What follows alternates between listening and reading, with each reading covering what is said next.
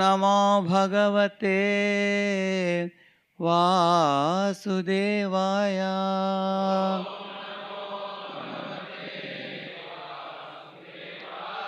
नारायणं नमस्कृत्य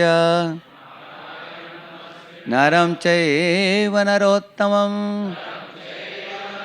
देवीं सरस्वतीं व्यासं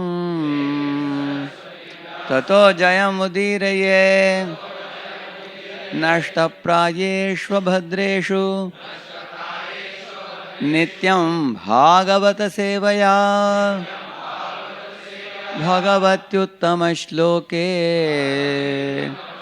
भक्तिर्भवति नैष्ठिकी। कृष्णाय वासुदेवाय देवकी नंदनाय च नंदगोपकुमाराय गोविंदाय नमो नमः।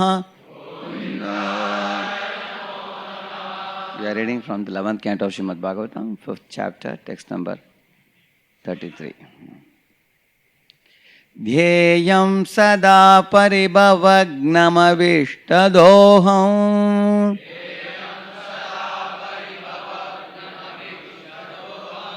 तीर्थास्पदं शिवविरिञ्चिनुतं शरण्यम् भृत्यार्तिहं प्रणतपालभवाब्धिपोतम्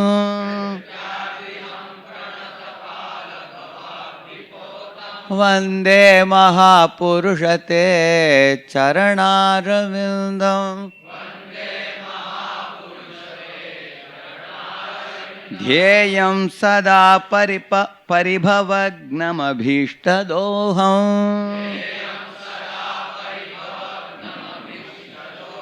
तीर्थास्पदं शिवविरिञ्चिनुतं शरण्यम्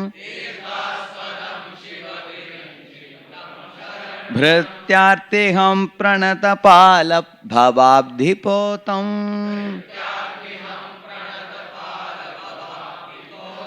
वन्दे महापुरुषते चरणारविन्दम्। ध्येयं सदा परिभवग्नमभीष्टदोहम्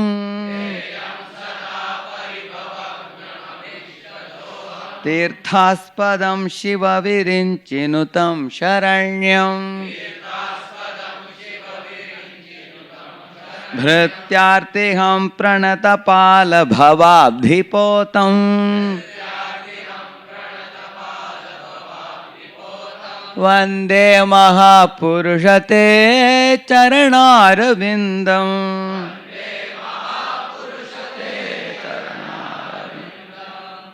Dhyayam, fit to be meditated upon. Sada, always.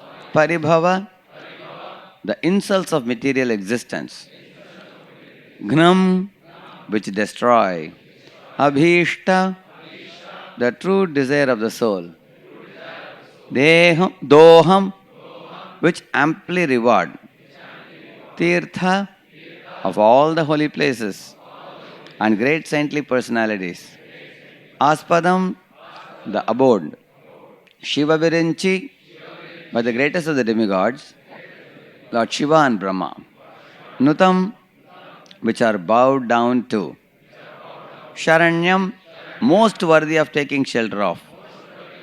Bhritya, of your servants. Artiham, which relieve the distress. Pranatapala, O protector of all who simply offer respects in you, who simply offer respects to you. Bhavabdhi, of the ocean of birth and death. Potam, which are a suitable boat for crossing. Vande, I offer my homage. Mahapurusha, O Lord Mahaprabhu. Te, to your Charanaravindam, lotus feet.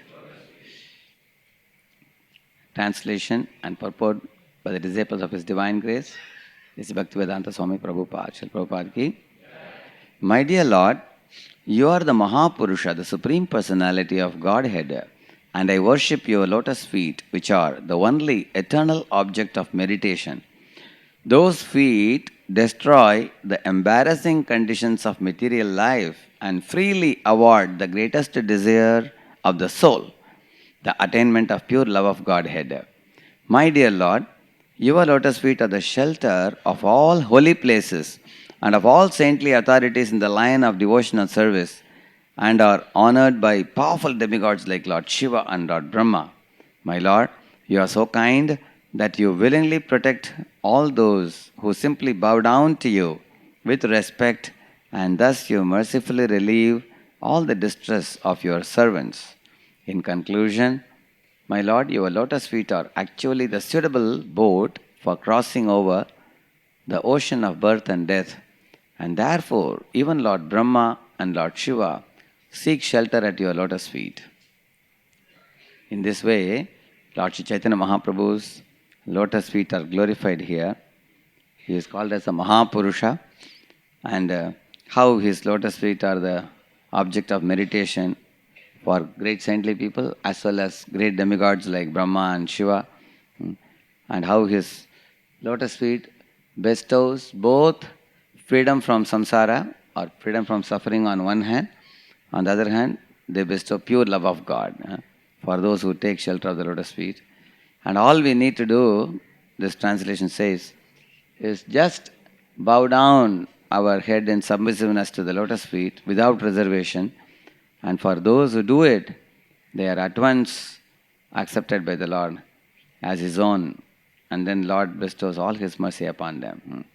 So this is a very long purport, and I have been given the first two paragraphs only. So I will read the first two paragraphs of the purport and then we will discuss. The incarnation of the personality of Godhead in Kali Yuga is described. Who is that incarnation of personality of Godhead in Kali Yuga? Chaitanya Mahaprabhu. He is described and worshipped in this verse. The sage Karabhajana, after describing the incarnation of Godhead in each of the three previous yugas, namely Satya, Treta and Dwapara, presented suitable prayers which are utilized for glorifying the Lord in each particular age. And that was done before. Previously, it's a very interesting section of Srimad Bhagavatam, the 11th canto, 5th chapter. Here you will find in Satya Yuga, who is the personality? Who is the Yuga avatar? What is his name? How does he look like? What is his bodily hue? And with what prayer we should worship him? He said that.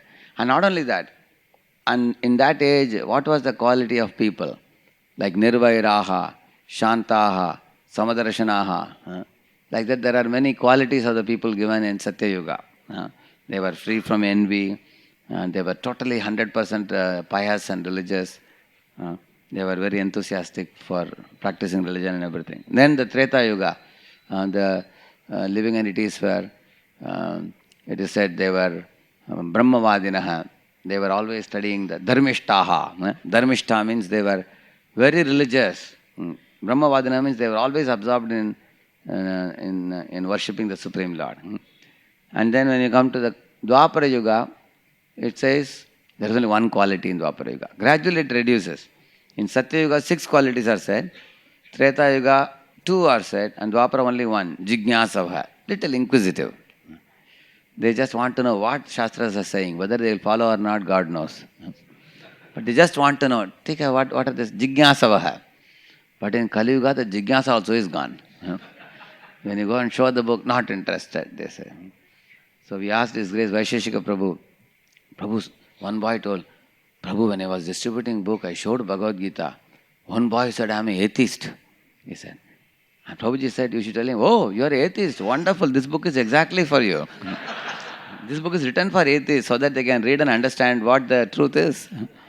He said. So, in this way, in this age, we may think probably Kali Yuga Vasis have no good quality. But Kalavapi, it is said, even in Kali Yuga also, they have some good quality, which will be mentioned in the series of verses. And that one good quality is those who are willing to accept the holy name. And those who are willing to accept the Mahapurusha for Kali Yuga, who is Lord Sri Chaitanya Mahaprabhu. Those who take his shelter and chant the holy name, they are easily delivered. So that's what is mentioned here. And then the present suitable prayers for utilizing, in Satya Treta Dwapara, presented suitable prayers which are utilized for glorifying the Lord in each particular age. After describing the Lord's manifestation in Kali Yuga, which with the verse Krishna Varnam Tvisha Krishnam, this and the next verse are now presented to glorify the Lord's appearance in Kali Yuga as Sri Chaitanya Mahaprabhu. Krishna Varnam, Chaitanya Mahaprabhu appears in Kali Yuga and teaches everyone to chant the holy name of Krishna. The members of ISKCON movement are so much absorbed in Krishna Varnam, or chanting of the holy names of Krishna, that sometimes ordinary persons refer to them as the Krishnas. Thus, whoever comes into contact with Chaitanya Mahaprabhu's movement immediately begins to worship Krishna by chanting his holy name. The words Dhyayam Sada are always to be meditated upon indicate that there are no hard and fast rules in this age for chanting the holy names of Krishna. In Kali Yuga, the authorized process of meditation is to chant the holy names of the Lord, especially the mantra Hare Krishna Krishna Krishna Hare Hare, Hare Rama Rama Rama Hare Hare. This process is to be executed constantly and always, sada. Similarly, Chaitanya Mahaprabhu stated, Nam Nama Kari Bahuda Nija Sarva Shaktis Tatrarpita Niyamita Smaranena Kalaha. In Kali Yuga, the Supreme Lord has kindly invested all of his potencies in his holy name, and there are no hard and fast rules for chanting such names. The mention of such rules refers to Kala Desha Niyama, or regulations of time and place. Normally, there are strict regulations governing the time, season, place, conditions, etc., under which one may execute a particular Vedic ceremony or chant a particular mantra. However, one should chant the holy name of Krishna everywhere and at all times, 24 hours a day. Thus, there is no restriction in terms of time and place. This is the meaning of Sri Chaitanya Mahaprabhu's statement. So, we welcome all of you for this Sunday morning Bhagavatam class. This 11th canto, 4th chapter, especially which glorifies Lord Sri Chaitanya Mahaprabhu, reveals great secret about the Mahapurusha who appears in this age, Lord Sri Chaitanya Mahaprabhu. The word Purushottama is used for Lord Narayana, and Lord Rama is called as Maryada Purushottam, and Krishna is called as Leela Purushottam or Purana Purushottam, or complete manifestation of Godhead. And similarly, this is Mahaprabhu, who is also a Mahapurusha or Purushottama. One thing common to all these personalities are they are actually one, but they manifest themselves differently. Advaitam Achyutam Anadim Anantarupam, in various forms. Just like sometimes you see in a movie double acting or triple acting or multiple acting. Similarly, one person only acts in various roles. How do you know that? One time, when Advaita Acharya Prabhu, he started speaking Yoga Vashishta, which is actually a Mayavadi literature. The whole idea he had was to agitate the anger in the heart of Nimai Pandit. So that Nimai Pandit will see him, Advaita Acharya Prabhu, speaking on Mayavad, and then he will come and beat him up and climb on his body. So he went to Shantipur and then saw Advaita Acharya Prabhu speaking this. Then Mahaprabhu, Nimai Pandit asked, Hey Advaita, hey Nara, you called me to descend into this world, and I was lying peacefully in the milk ocean and relaxing myself. But since you invited me to descend, I came. And did you invite me to hear all these things? What you are talking now? Tell me, is God personal or impersonal? So when he said impersonal is the highest realization. Immediately Mahaprabhu bet him and put him down on the ground and climbed on his body while Sita Thakurani came running from inside. She said, he's an old man. Please don't beat him up. He will die. So and Advaita Acharya Prabhu started laughing loudly. And Nimai Pandit was shocked. I am angry and he is laughing. Then Advaita said, my dear Lord, you always treated me as your master, and you always were catching my feet. I am an old man, I can't run after you, you a young man like you. But today, you have accepted me as your servant and climbed on me and bet me. So this was the goal of my life. Now I have achieved my goal of my life. And he laughed. And Nimai Pandit became very shy. But why I told you this particular pastime?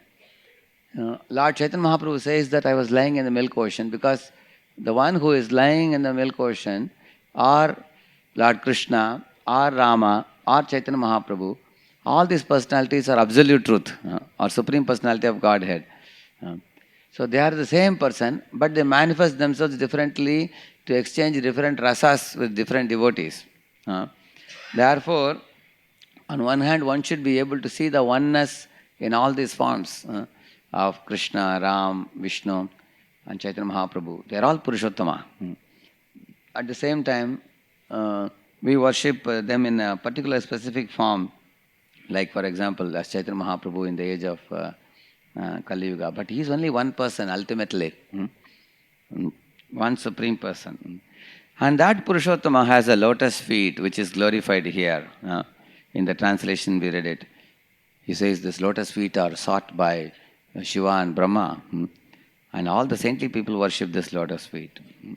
And he says this lotus feet can help one cross over this ocean of samsara very easily. And this lotus feet can award love of God, he says. And many more things can be said of this lotus feet. Like these are the same lotus feet massaged by Lakshmi. These are the same lotus feet which were placed on the head of Bali Maharaja. And then Bali Maharaj became blessed as a pure devotee when Lord kept his lotus feet on his head. And these are the same lotus feet which the gopis are glorifying. Pranata dehinam papakarshanam. Pranata dehinam papakarshanam. Trinacharanugam Sriniketanam. Trinacharanugam Sriniketanam. Fani-fanarpitam te padambujam. Narpitam te padambujam. Krunakute shunaha krundihritshayam. Krunakute shunaha.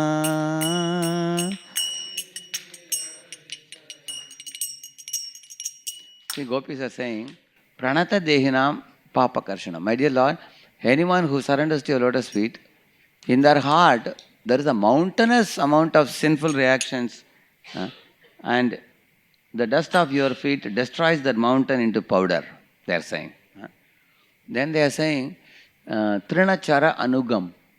See, Trinachara Anugam means who is going behind the trin? The cows. And who is going behind the cows? Krishna. That's a Trinachara Anugam. You follow those cows which are following the grass. They are saying. Sriniketanam.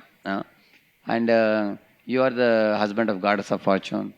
Fani-fanarpitam. The same lotus feet you used for dancing on the hoods of Kaliya. They are saying.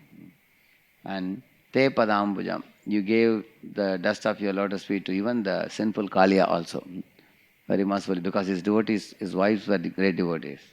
Like that they are saying. So you will see the lotus feet are glorified like this by the gopis also. Similarly, there is a prayer by Rukmini. She glorifies also the lotus feet. Yasyangri pankajara rajasnapanam mahanto vanchantyumapati rivatmatamo yaryam bujakshanalabheya bhavat prasadam jahyam asun vratakrishan shatajanma bisyat. You know what is she saying? Last verse of Rukmini's letter. She's telling, after saying everything, my dear Lord, if you feel I am not eligible to marry you in this lifetime, Please let me tell you, I am ready to wait for 100 lifetimes. And in each of the lifetimes, I am ready to perform a very severe penance, whatever you may prescribe for me. O lotus-eyed one, to attain you, I will lay down my life 100 times, she is telling. But don't force me that I have to marry Shishupal. If you tell me that I have to marry only him, I will never able to maintain my life. Like that she says. At that time she is telling, Yasyangri. Angri means the lotus feet. Yasyangri pankaja raja. The Lord's lotus feet. Raja means the dust. Snapanam Mahanto. Who is applying on their head? Shiva and Brahma is telling. Shiva and Brahma. Therefore Shiva comes as Nandishwar in Vrindavan to get the dust of Krishna's lotus feet. And Brahma comes as 4 gads, Man Gad, Dan Gad, Ban Gad, Vilas Gad. So that Krishna and Radharani and dust of the lotus feet of the devotees can be had in his head. So even they aspire for your dust on their head to purify his tamaguna, he says. Like that she is telling. So Rukmini is glorifying. And prior to that, I told you, gopis are glorifying Krishna's lotus feet. The Nagapatnis are also glorifying the dust of Krishna's lotus feet. Kasya anubhavo nadeva vidmahe tavangri renu sparashadikara yaduvanchaya shrir lalana charattapo vihaya kaman suchiram dritavrata. They are saying, kasya anubhava. How can we understand, my dear Lord, that you are the purest of the pure and Kaliya is the most impure of the impure and you are dancing on his head? He must have been a very dangerous, sinful fellow in the previous life. Otherwise, how did he get the body of a snake? Generally, who gets the body of a snake? Who are very envious people. Like one son was telling all his other friends that my grandfather is such a fortunate person, he said. Why? Because when he was a Sethji in a shop, while counting the money, people count very carefully. He was counting the money. You were like counting the money, counting karte haste mar gaye. He was 80-year-old man. While counting the money, he was smiling and he died. How happily he left the body. So when he told this to Jyotish person, Jyotish said, I am very sorry to say you'll become a snake in the next life. Because people, while counting money, they don't think of their money, they think of the neighbor's money. Always. So the envious people become snakes in the next life. So they said, this fellow, Kaliya, must have been very envious. How is it that you are putting your dust of your lotus feet on his hoods? We can't understand it. Kasyanubhavo nadeva vidmahe tavangri renu sparasha adhikara. How did he get the adhikar? Did he do any pious activity in the past life? Doesn't look so. By the way he is and the way he behaves. Actually, they didn't know one secret. The secret was they themselves were devotees. Who? Nagapatnis. Therefore, Krishna danced on Kaliya's head. Krishna is very intelligent. He knows if I want to please Nagapatnis, I have to dance on Kaliya so that they will become pleased. Because if you, for example, if you see some parents, if you give a peda to the child, the parents feel more happy than when you give it to the father or mother. Because the child is very dear to them. Similarly, if a guru calls the husband of a Mataji and then gives an embrace or a pat on the back, the Mataji is more happy than when Maharaj gives some gift to the Mataji, isn't it? Because many people aspire that our near and dear ones become devotees. And Krishna knew that. Therefore, he danced on the head of Kaliya. So, they are saying, Yadu Vanchaya Shri Lalana Charattapo. Lalana, Shri means Lakshmi. Lakshmi in Bilvavan is folding the palms and begging the Vrajavasis to accept her into the rasa dance. Although she is wife of Narayana, Narayana is a very serious personality. Narayana is always, with Shankha Chakra Gada Padma standing. Lakshmi says, I have never seen Narayana so sportive like Krishna. Krishna is always playful. Krishna doesn't stand erect, he stands in threefold bending form. And he is playful, in a very jovial mood. And then when he is dancing in the rasa dance, even Lakshmi wants to join.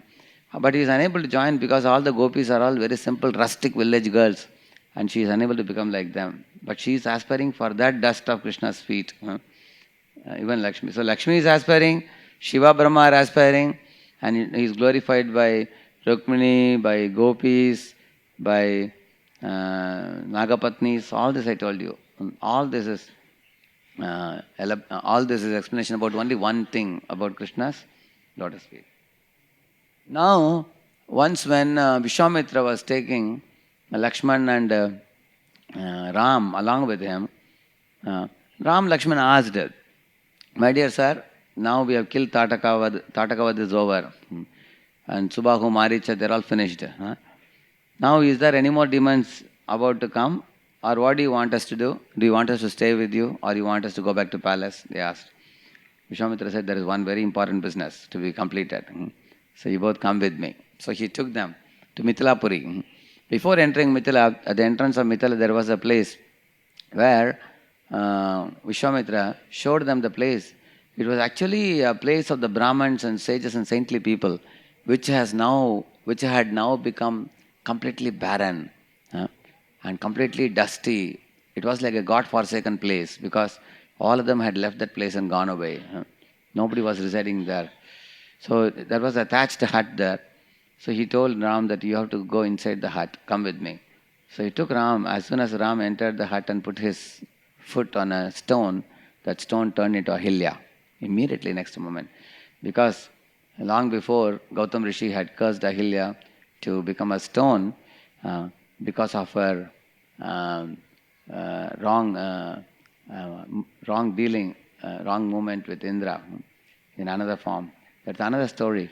But because she had lost her chastity, Gautama had cursed her to become a stone. But when Ram put the lotus feet, the next moment, immediately Ahilya came up. And that place became a holy place. Even today, people go to that place to bow down because Lord Ram's lotus feet arrived there.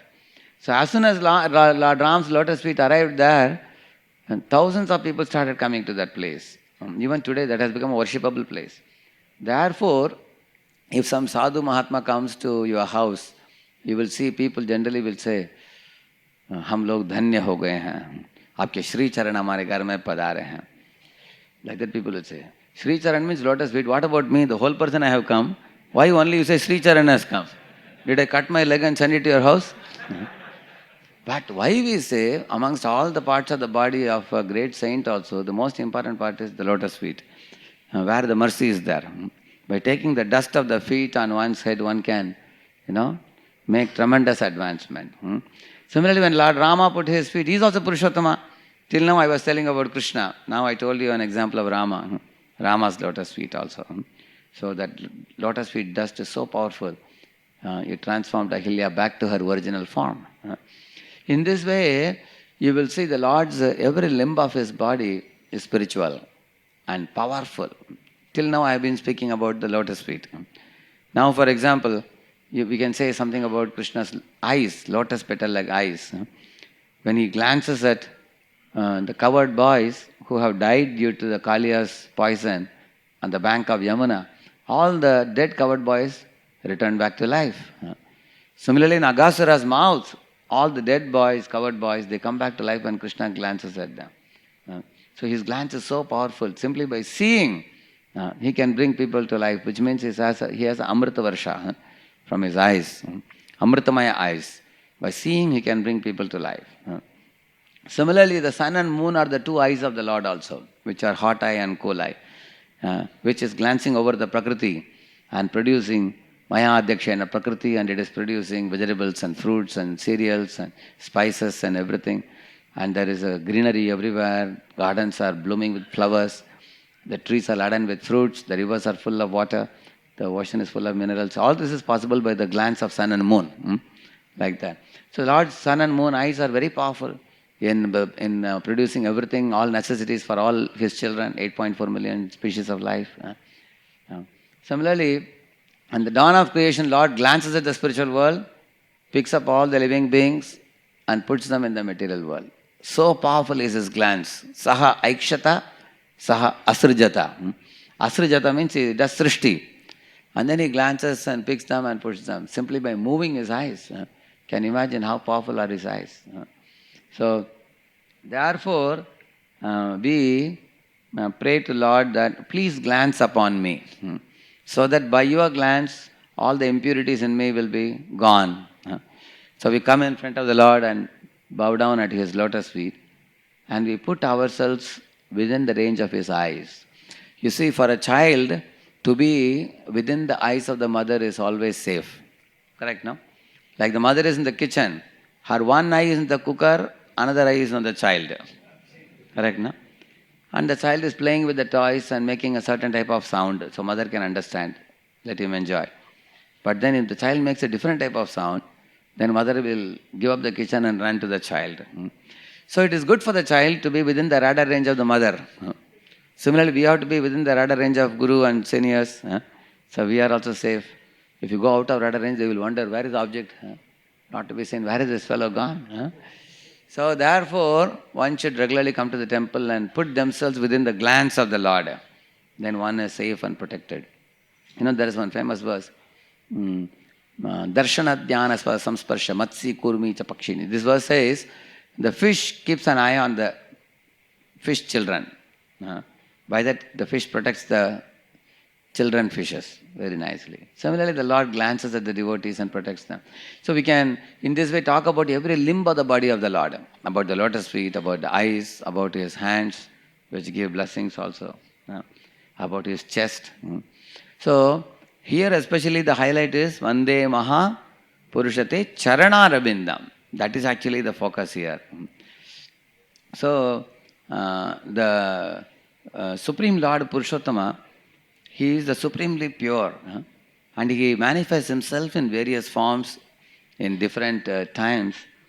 He comes as Mahavishnu, or he comes as Rama, and he comes in different forms, but one of the most important forms is Lord Sri Chaitanya Mahaprabhu, who is actually Sakshat Krishna. Krishna, but in a very favorable mood, very special mood. And when we are looking at Chaitanya Mahaprabhu, we should also remember the qualities of Krishna, Rama or Vishnu. The same qualities are manifest in him also. Like Uddhava in the 11th canto offers a prayer to Krishna. Very succinctly, this prayer glorifies the Lord's potencies and abilities in one verse only. Tasmad bhavantam anavadyam anantaparam sarvajñam ishwaram akuntha vikuntha dishnyam nirvinna dhirahamuge brijana narayanam narasakam sharanam prapadye. I take shelter of the lotus feet of Sri Krishna. He is saying, Tasmad bhavantam. Oh my dear Lord, who are you? Anavadyam. You are supremely pure, he says. What type of purity you have? Your purity is like the sun. The sun absorbs urine, but sun doesn't get contaminated. And the place also becomes clean. Now you don't know where the urine went. Correct, no? Sun can absorb the urine and disinfect the place. The place is clean, sun is pure, but the impurity is sent away. You see, that is the power of the sun. Similarly, Lord Krishna in the battlefield of Kurukshetra, simply when the soldiers glanced on his beauty, he took away their sinful reactions when Arjuna sent their arrows. There is a verse which says that, Tataivacha ne naraloka veera yahabe Krishna Mukharavindam. They were actually saying the Krishna Mukharavindam. Mukharavindam means lotus face. Netrai pibanto, they were drinking with their eyes. Netrai pibanto nayana abhiramam partha astra putaha padamapurasya. Partha is Arjuna. Arjuna's astra purified them. Because Arjuna's astra and Krishna's astra are non-different. Krishna only is telling Partha to send the arrows. So the arrows touched the bodies of the enemies. It evaporated all the sinful reactions. And when they glanced at Krishna, they had awakened love of God. See, the arrow removed them from samsara. And they looking at Krishna awakened love in their hearts. So the sum total is what? They were relieved of samsara and they entered into spiritual world. Like that it is said. So Krishna is so powerful, millions of soldiers, he can send them all back to Godhead in one glance only. just by standing in the midst of all of them. Therefore, he is saying you are anavadyam, you are completely pure. Your body is completely pure.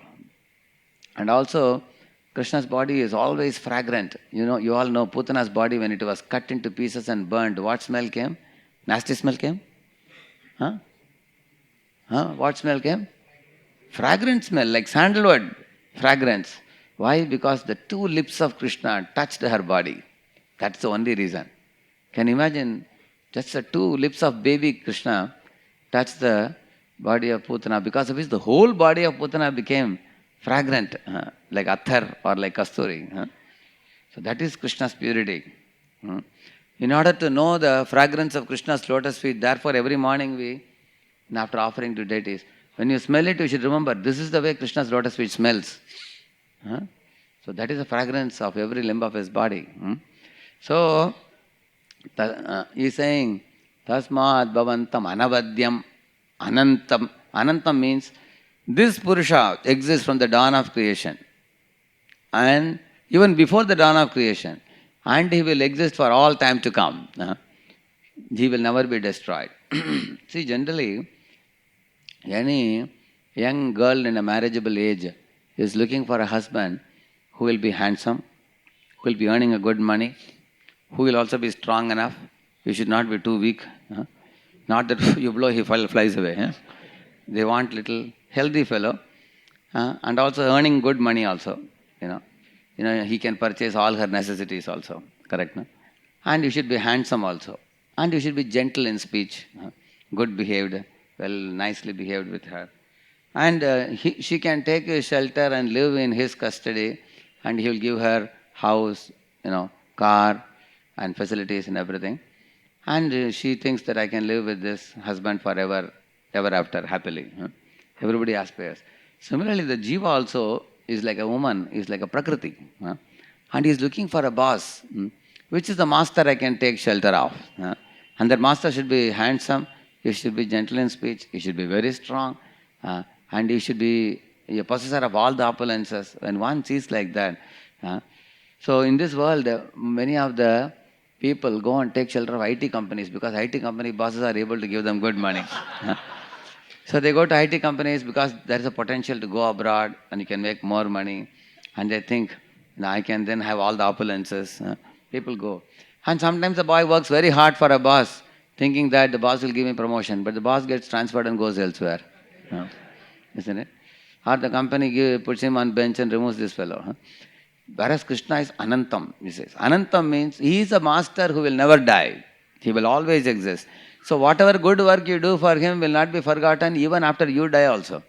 The record will be kept by him. Like for Muchukunda, he was sleeping in a cave. Lord came and shook him up, woke him up. And Muchukunda opened his eyes and said, who are you? Lord asked him, what are you asking? Who are you? You only wanted to see me in your previous life. Prarthitam prachuram purvam, he said. You have done lot of prarthana for me in your previous life. And therefore I have kept the record of your good activities in the past. Now I have come to give you darshan. So Lord keeps record of your bhakti birth after birth. Therefore bhakti is an indeletable file.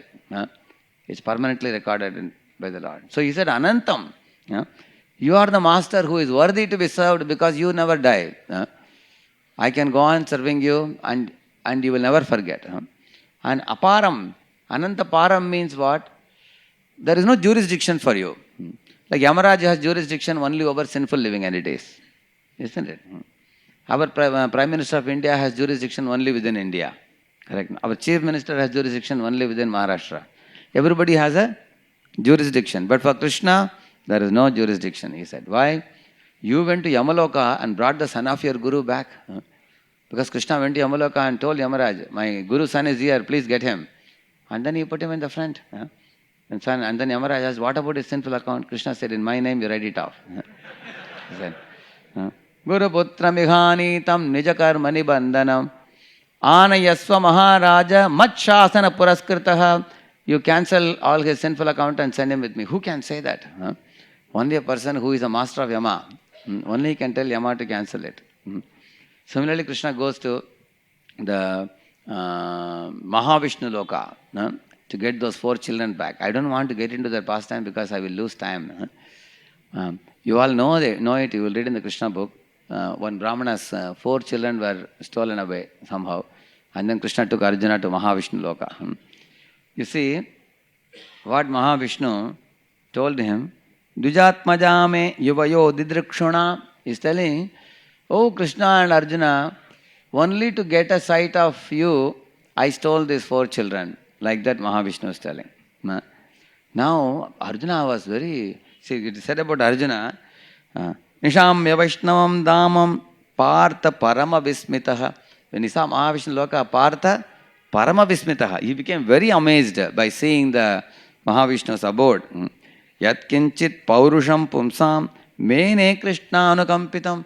It's only by Krishna's mercy that I could go to that abode of Vishnu and see such an amazing abode. Like that Arjuna was thinking. And then that Arjuna had a very serious question. Why did Vishnu say that Yuvayoho Didrikshana? I wanted to see Krishna and Arjuna. See, Didrikshana means what? A constant eagerness to see. It is not that I wanted to see only once. See, especially you ask a mother or a father, they may say, we want to see our child. But how often you want to see? As frequently as possible. If the boy has gone to school, as soon as he comes back, you want to see. Then next day he goes to school. Again when he comes back, you want to see. You want to see again and again. So Vishnu also wanted to see Krishna again and again. So Didrikshana means that's the meaning. So Arjuna had a question, why Vishnu wants to see Krishna? That means Krishna has to be Vishnu's master. Otherwise, why he wants to see? Why will a master want to see his servant? So Lord Vishnu said, but why I brought these children?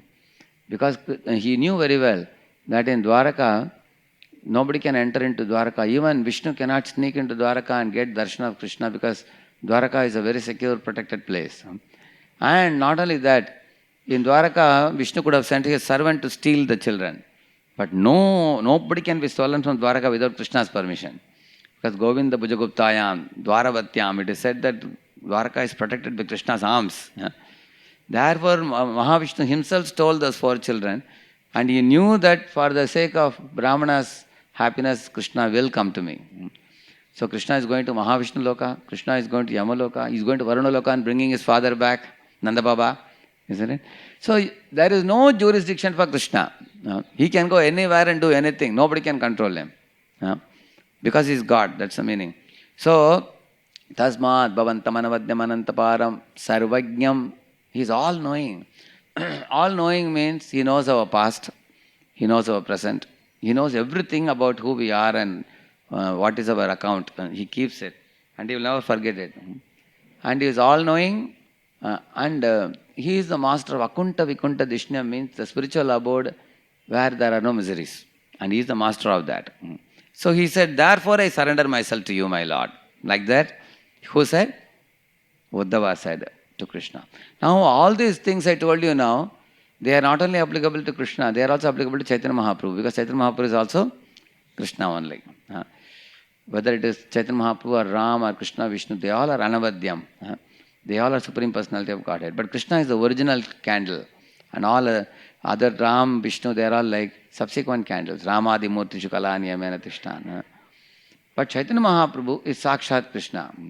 Radha Krishna Pranaya Vikritir Haladini Shakti Rasmat Ekatmana Vapi Bhuvi Pura Deha Vedam Gatautau Chaitanyakyam Prakatamadhuna Tadvayam Chaikyamaptam Radha Bhavadyuti Suvalitam Naumi Krishna Swarupam. See, this verse says, once upon a time, Lord Krishna in the spiritual world, he was very amazed by the devotees' love for him. And he wanted to know how the devotees have so much affection for him. They don't even desire moksha also. See, when Krishna appeared in this world, you all know the pastime of Radharani as a small child with her eyes closed, correct, no? And then when Krishna put his head above the cradle, Radharani, that's the first time she opened her eyes. But after that, Krishna never met Radharani for a long time. Now when Krishna became like 7 or 8 years old, Radha also grew up in another place. One day Krishna and covered boys they went to the Barsana side to play. So they were playing a game. And what was the game? One coward boy was blindfolded, and all other coward boys were hiding in different places. And this boy is supposed to find out, who is where. So Krishna was hiding behind a tree. And similarly, Radharani and her Sakhis, they were also playing the same game among their friends. So Radharani was blindfolded, and she was searching her friends in Barsana, different places.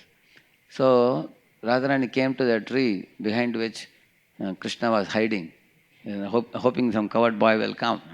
So Radharani came from behind and put her hand on Krishna's shoulder, like this. And then Krishna turned around, and Radharani took her, the blindfold, she took it like this. And when she saw this personality, after a long time she is seeing, isn't it? With his curly locks of hair, with peacock feather, with big broad eyes like lotus petals, with a smiling moon-like face, and his bluish body like a sapphire shining with a pitambar. When Radharani saw that, she couldn't speak a word. She was stunned.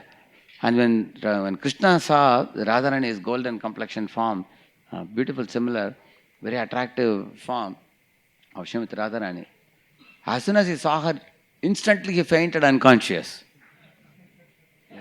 Now, why he fainted unconscious?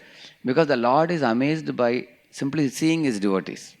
See, this is one reason why we have to respect the devotees. The Lord is also fainting seeing devotees. So we should not take devotees cheaply. Correct, no? Lord is amazed because Lord thinks in his heart, what is the quality of this devotee? This devotee doesn't want Indra's post or Brahma's post or moksha also. This devotee wants to serve me 24/7 with no other aspiration. So as soon as he saw Radha's form, he understood this is a supreme Shakti, Swarup Shakti. Immediately he fainted unconscious. Then Radharani saw this boy who was fainted unconscious. She didn't know what to do. She ran away from that place. Then after going to her friends, Radharani said, "Hey, my dear friends, today I saw this beautiful personality. What can I say? This personality has entered my chitta, my heart. I can't forget him for a moment. But this is what happened. He fainted unconscious. And I have such a hard-hearted, I am so hard-hearted that I didn't take any steps. I didn't even sprinkle some water on his face. I came running away. So I will not eat anything henceforth," she said, "unless I know that he is safe and secure." Then Gopi said, "What are you saying?" Then they all went to that spot, to the tree, and went behind the tree, and they said, "We didn't find that fellow. That means he must have gotten up and gone." She said, No. How do you know that? Maybe it's another tree. You didn't go to the right tree. So then they all went to Nanda Bhavan and told Yashoda that we have come. Radharani is expert in teaching Veena. So she has come with a Veena. Is your son safe? They found out who it was. And then when she saw Krishna was safe, Radharani became very happy. He is safe. And they both saw each other and they cried, and that became the Prem Sarovar, isn't it? So the tears. So why I told you this? Krishna is amazed by the devotion of Srimati Radharani. So much so that he feels, I also want to taste the sweetness of devotion to Krishna. Krishna himself. Therefore, we should never have hesitation in being servant. Because even Lord wants to taste being servant. It is such a wonderful position. Sometimes, His Holiness Danavir Maharaj, when he joined as a new brahmachari in Los Angeles temple, there was one Keshav Prabhu who was the president at that time. So, Keshav Prabhu used to come in front of the van and tell the brahmacharis, "Hey, go and get the box, Sankirtan boxes, and put it in the van." So Danavir Maharaj was a small brahmachari at the time. So you tell him, "Hey, come here." He'll come here. Pick up the box, put it inside, close the door.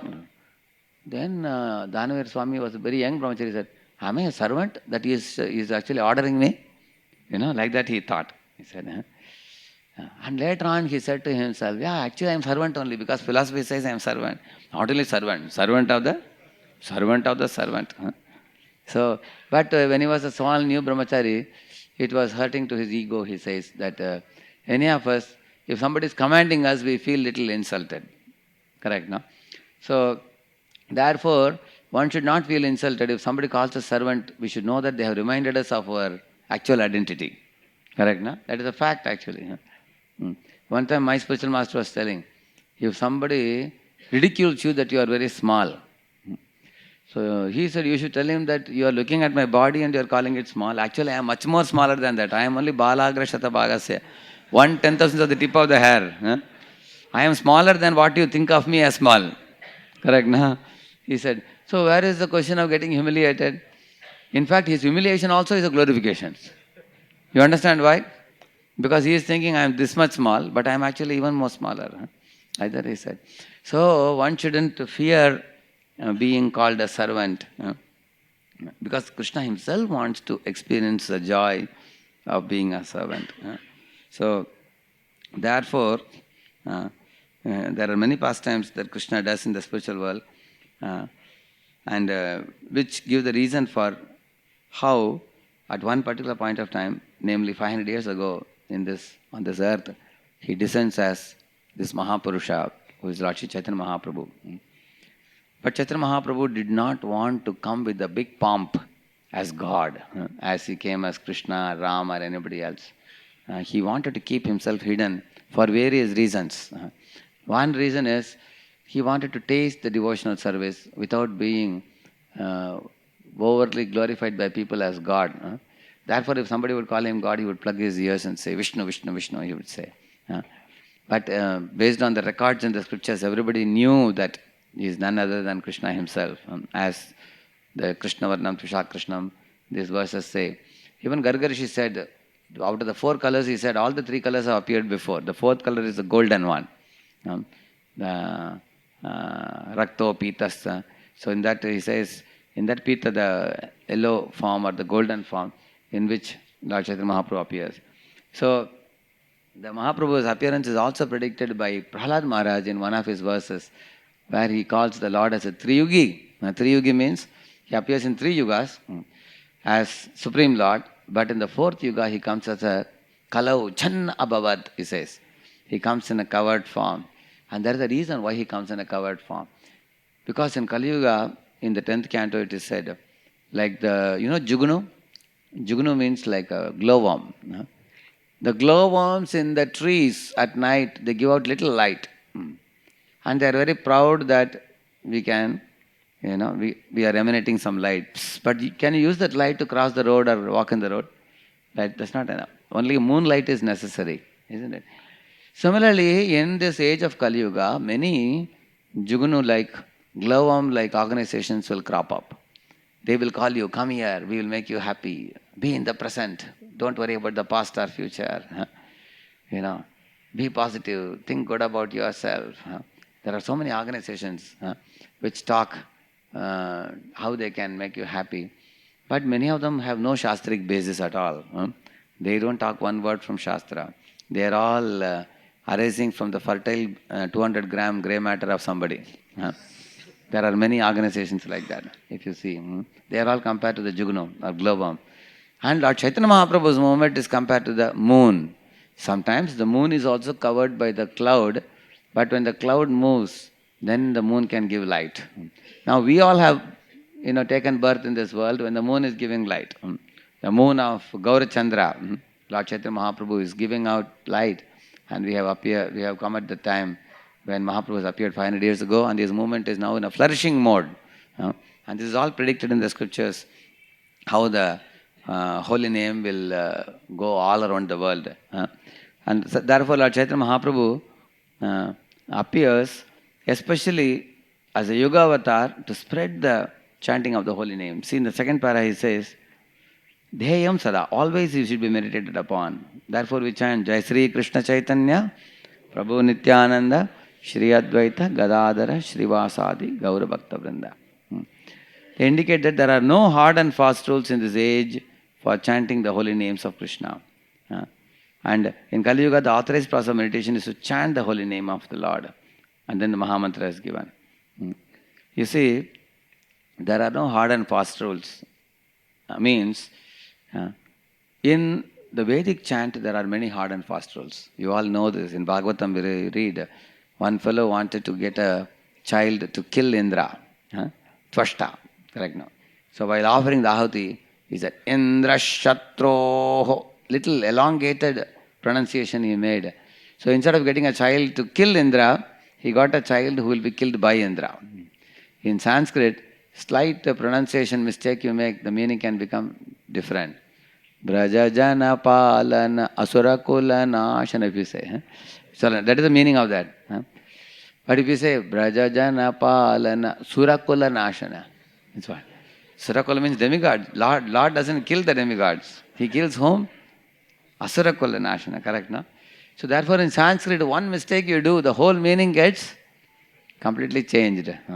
So the Sanskrit pronunciation has to be made very careful. One should make. So in the Vedic chant, if one item is missing, you cannot do the Vedic sacrifice. Like till is forgotten, no, you cannot start. Dhruva grass is forgotten, you cannot start.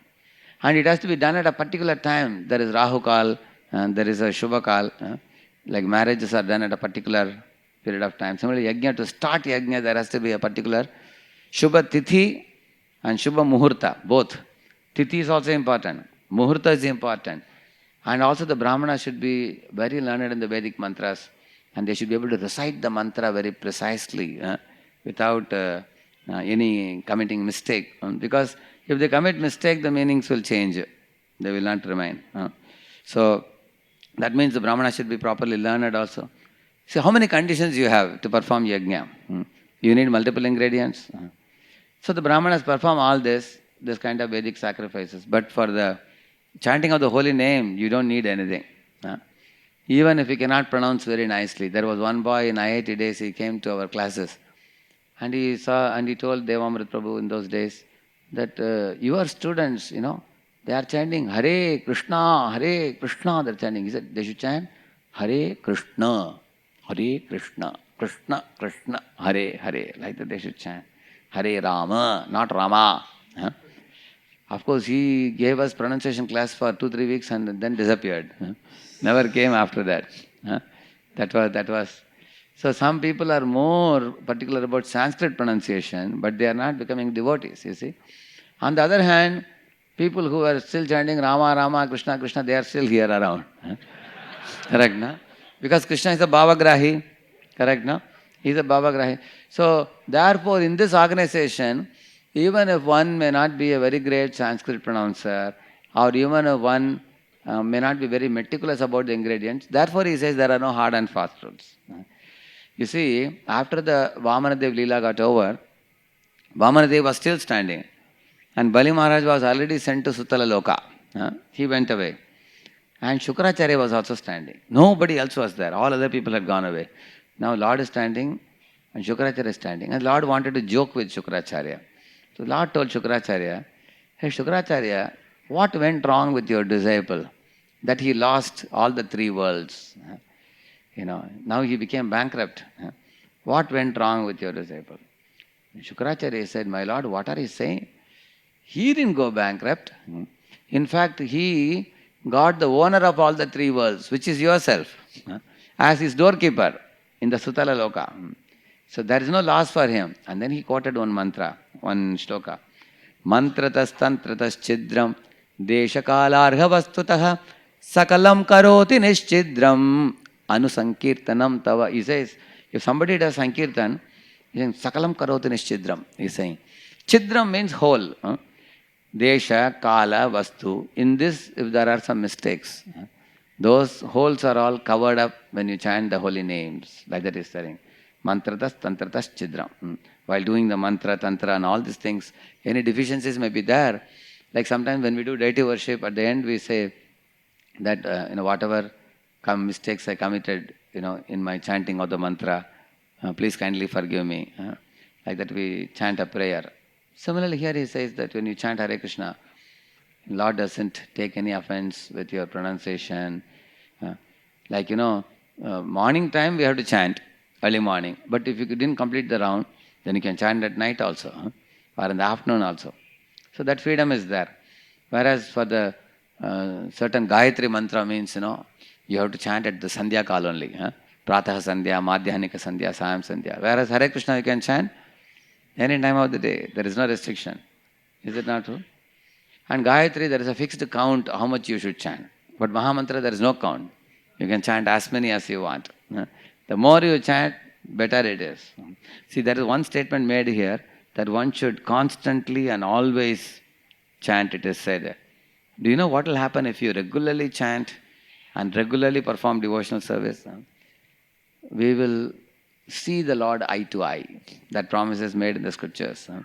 And Lord will first give us knowledge as super soul. Dadami buddhi yogam tam. Tesham satata yuktanam. If you do that, then dadami buddhi yogam tam. Lord will speak to you as super soul from within your heart if you are constantly devoted to Him. See, what is the meaning of constantly devoted? For example, you are standing in the queue for making a ticket. You should not be just standing. Take the bead bag and chant Hare Krishna, Krishna Krishna, Hare Hare, Hare Ram, Ram Ram, Hare Hare. Correct? No? Whenever there is a free time, one should immediately chant or read some book. So one boy said, Prabhuji, reading book is more easy. I will carry a book, he said. If you cannot chant, then you read a book. So some type of devotion service we should do at every moment during the day without wasting our valuable human life. Like for example, Mataji is cooking in the kitchen. She can cook in the kitchen while she can be shouting at the children, hey, you are not reading this, you are not doing that. Instead, she can put on a recording of some Prabhupada lecture or some kirtan. And that means that the cooking also becomes devotional service. A man has to go to office, like one man was telling me, Prabhuji, I don't get time to touch Prabhupada books. There is no time. Then I asked him how long it takes to go to office. He said, there's a heavy traffic in the morning. It takes me 1 hour to drive one way, going 1 hour, coming 1 hour. Then I told him, take some Prabhupada lectures. And he started. And he started playing Prabhupada lectures. Now he's an enlightened man, very happy now. So every day he's hearing 2 hours now. So we can take special initiatives to constantly perform devotional service in our life. That's what is the meaning. So on one hand, there is a compromise given that there are no hard and fast rules. So one boy asked His Holiness Jayadut Maharaj, Maharaj, I heard there are no hard and fast rules. So is it all right if you lie down and chant? He asked. And even Lord Vishnu is lying down in Anantashesh. Can we also lie? Lord is lying, so we will also lie and chant. Maharaj said, see, there are no hard and fast rules, but there are soft and slow rules, he said. He said, what is one of the soft and slow rules? Within that day, you have to complete the rounds, 16 rounds or whatever. Similarly, you should not chant in any posture that makes you sleep. If you lie down and hear, then you may go to sleep, isn't it? So then the boy asked, Maharaj, I have another question. Can we watch TV and chant? He said, no, because then where is the concentration? You cannot concentrate on the holy name. Then he asked, Maharaj, when you are driving scooter, can we chant? Along with that, some rounds you can finish. So he said, see, if you want to, for example, there is going to be a marriage engagement for you, for that boy. Say you and your family members go in 2-3 scooters, and your Sambandhi people, girl and her parents go in 2-3 scooters. Will you do Sambandha while going in a scooter? Sambandha making is a very serious business. So you will call them to your home, give them chair, give them in a proper place, and then there will be a talk. Correct, no? Do we do it in a scooter? He said, definitely not, he said. The chanting also is like that. It's a serious business. You are having an interview with Radha and Krishna and you are asking, can I do it in a scooter? What a cool name. You are calling out the Lord's name. Lord is coming. So actually, you will see one congregation devotee was telling that this man was telling that he used to sit in the drawing room. Drawing room means the entrance room. And he would be chanting. And milkman will come and he will tell the wife, hey, milkman has come. And she will go and pick up the milk and go. And then now the child is going to school and the child will come, he will ask the child, did you take that book? Did you take that book? And then there's chanting also going on along with that, sitting there. So in this way, he was attending to all these things. And his chanting became very poor quality. Then he learned from another devotee that chanting has to be done very seriously. So then he started going into the sanctum sanctorum. He had a puja room, in a small puja room. He would lit up a lamp there and sit there. Now even wife would sometimes come to the entrance room to find out where is the husband. When she sees that he is sitting inside the puja room, she will not disturb. Chanting Gambhirta se chal raha hai. Gambhir chanting. Disturb mat karo usko. Then instead of disturbing him, she will just make a phone call to the shop and ask him to send something. Otherwise, she will send him. So therefore, our chanting should be such that others will be afraid to disturb us. Correct, no? So why I am telling this? Because this is a simple procedure in Kali Yuga, chanting of the holy name. Let us at least take it up as seriously as possible. Right, no? So recently I read a definition of what is strict devotee, serious devotee, and sincere devotee from Prabhupada's different purports. His Grace Vaisheshika Prabhu says. So what he says about strict devotee, a strict devotee is one who strictly adheres to his vows taken. Like some devotees take a vow that unless I complete my rounds, I will not eat anything. Even breakfast I will not take unless I complete my rounds. Strict devotee. Like Pattar ka lakir, we say, no? Like a lines drawn on a stone. Raghunath Das Goswami, Sanatana Goswami, they all took very strict vows that we will go around Govardhan every day. And so they were very strict about the vows they took. Even in old age also they followed it.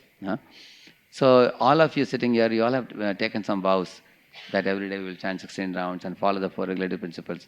If you strictly adhere to those vows, the results will come faster. So that is first thing. Serious devotee means the serious devotee will not take a U-turn from becoming a serious devotee, especially when there are allurements or calamities in life. For Haridas Thakur, there was an allurement. He did not give up chanting. For Prahlad Maharaj, there was calamity in life. Still, he did not give up his devotional service. These are all serious devotees. For Jadabharat, there were great calamities which came in his way, like the dacoits captured him to kill him. And there was insult hurled on him by Rahugana. But they never gave up devotional service. Rather, they utilized those opportunities to become more serious. So serious devotee is neither attracted by allurements or temptations or never weakened by calamities. Calamities that may come, dangers and calamities which may come. So serious devotee. So, and sincere devotee is one who has no material motives. One who has come to Krishna consciousness only to attain love for Krishna, loving service to Krishna. This is a very important thing. Because when you go to spiritual world, at the entrance we will be stopped. They will ask you, who are you? And we should chant, Nama Om Vishnu Padaya Krishna Prashtaya Bhutale. Then they will, okay, he's a ISKCON fellow. He's a Prabhupada's man, Brahma Madhav Gaudiya Sampradaya. Okay, very good qualification. You are already 50% qualified. Then they will ask you, what do you want to do inside? What you should say? You should ask for easy chair to relax. You should not say, I have been chanting the 16 rounds for so many years. Now give me easy chair to relax. They will say, go back, practice more and come, isn't it? So we should say that I want to go inside to render service. Then they will ask, service to whom? Service to Hari, Guru and Vaishnavas. We should not say, I like to serve only the Supreme Lord. And I had always problem with all the devotees. With this fellow, that fellow. Can we say like that? Then they will say, go back. They will say. So we have to render service to Hari, Guru and Vaishnavas. Then they will ask you, how long you want to serve? As such, I don't have so much eagerness for service. Maybe 1 week or 2 weeks. They will say, go back. You should say, I want to serve for how long? For all time to come. Then they will say, chatak chat, permission granted, go inside. Isn't it? So, for us to do this there, right now we have to build our consciousness. For that we have to, no hard and fast rules, agreed. That doesn't mean there are no rules. We have to become strict devotees, sincere devotees, serious devotees in our practice. Another meaning of sincerity is also not blaming anyone for anything, but taking responsibility in one's life. That is sincerity. And not harboring any malice towards other living beings, like what Dhruva Maharaja's mother told Dhruva. Because if we become negatively focused on other living entities, always hating them and blaming them, then our bhajan will be affected. It will not be very focused. For us to do peaceful bhajan, we should take responsibility. Gajendra Moksha, if you read the prayers, in one of the prayers it is said, when Gajendra was caught by the crocodile, initially he turned around to his relatives. They were all catching his tail and pulling him. They couldn't help him. Then he understood, nobody can help me. Then he cried. And then he thought, I am helpless, I am very weak now. You know what he thought in his mind? Especially Vishwanath Chakravarti Thakur has written. He said, due to my own sins of the past, I am suffering this kind of prarabdha karma, he said. Next moment, Lord Vishnu gave him intelligence to offer prayers. The moment he took responsibility, immediately Lord Vishnu gave him intelligence.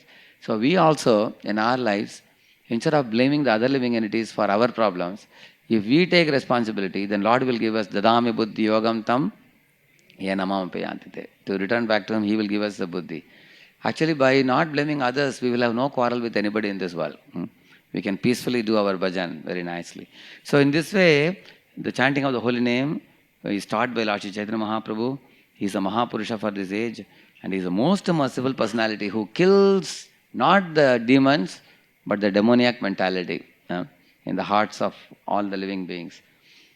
So you know that famous verse, Anarpita charim chirat karunayadavatirna kalau samarpayitum munnatojvala rasam swabhaktim shriyam haripurata sundara dyutik kadamba sandipitah sada hridaya kandare swaratau shachinandanah. This verse was written by Rupa Goswami in glorification of Chaitanya Mahaprabhu. He says, may that Lord Chaitanya Mahaprabhu, who has a golden complexion, who is Krishna himself, he is like a very powerful lion, he says. Why? In our heart, which is like a gufa, our anarthas are compared to a dark elephant, which has entered into our cave, like heart. Imagine, the elephant is running, and a lion is chasing, and the elephant enters into a cave. And similarly, our anarthas are compared to a dark, big elephant, which has entered into the cave of our hearts. And a lion is Lord Chaitanya Mahaprabhu, who goes inside our heart and knocks down the elephant and drags him out of the cave. Like that, Lord Chaitanya Mahaprabhu will drag out all our anarthas from our heart when we take shelter of His lotus feet. May He remove all your anarthas and fix you in the path of devotional service. Like that, Rupa Goswami is giving all of us his blessings in this particular verse. So, I would request all of you to repeat this famous verse from Narada's conclusion while speaking to Vedavyas. Yetadatura chittanam matra sparshechaya muhu bhava sindhu plavenaiva bhava sindhu plavo drashto haricharyanuvarnanam. See, in this verse also the boat example is given. Lord's lotus feet is like a boat. There, Narada is telling, two things are compared to a boat in Kali Yuga. So we are all in Kali Yuga, samsara, sagara. So in this ocean, we want to go back to Godhead. How to go? This is the boat. What is the boat, he says? Chanting of the holy name and hearing of the holy fame. What is the holy fame? Srimad Bhagavatam. So chanting of the Hare Krishna mantra and regular recitation of Srimad Bhagavatam. If you do these two things, you are sitting in the safe boat and you are being taken back home, back to Godhead. So this Narada Muni is telling Vedavyas, this is what Kali Yuga Vasi should do. Because Kali Yuga, there is only one good quality. When I was in my school days, one person gave me a Bhagavatam, one volume Bhagavatam, 10th canto, in Tamil language, as a gift. So when I opened the first page of the Bhagavatam, one shloka was written. Please repeat that shloka, I will tell you what it was. Kalau dosha nidhe rajan asti ekan mahan gunan kirtanat eva krishnasya mukta sangha param brajet. So this verse says, I was amazed by the translation. It says, Kalau dosha nidhe. Kali Yuga is ocean of faults. So if any of you want to show fault in anyone, don't think you are great by finding fault, because it is like standing in front of this ocean beach and telling somebody, I will show you some droplets of water. What drops of water? There is an ocean of water. So showing fault is very easy in Kali Yuga, but there is only one good quality, he says. What is it? Astihi ekan mahan gunan. That ekan mahan gunan is kirtanat eva krishnasya. You will find groups of people coming in Sangha and chanting the holy name And if you join that Sangha, you will go back to Godhead. That was mentioned. Ever since I read that verse, I started moving around searching for groups of devotees doing kirtan. I ended up in one bhajane madam where they were doing the kirtan. So I joined the bhajane madam as one of the members. So I was convinced now if I do bhajan like this with these people, I'll go back to Godhead. And then later on when I went to IIT and everything, then I understood it is not just doing bhajan. We should do bhajan with full understanding and awareness of who Krishna is. And then I understood that kind of Sangha is offered by ISKCON, started by Srila Prabhupada. ISKCON is like a very big ship which is taking thousands and thousands of devotees in the ship. And there is a big flag in the top in which it's written ISKCON. And there is a captain with a cap who is steering the ship. Who is that? Srila Prabhupada. And all of us are chanting and dancing in the ship. And the ship is moving through the dirty gutter waters of Kali Yuga. The Kali Yuga samsara is like Nalapani. Dirty age where people are drinking, smoking, drugs, everything all around, but we are very safe and purely situated because we have taken shelter of the ship. And we should not jump out of the ship. Remain inside safely, chanting the holy name, hearing the holy fame of Bhagavatam.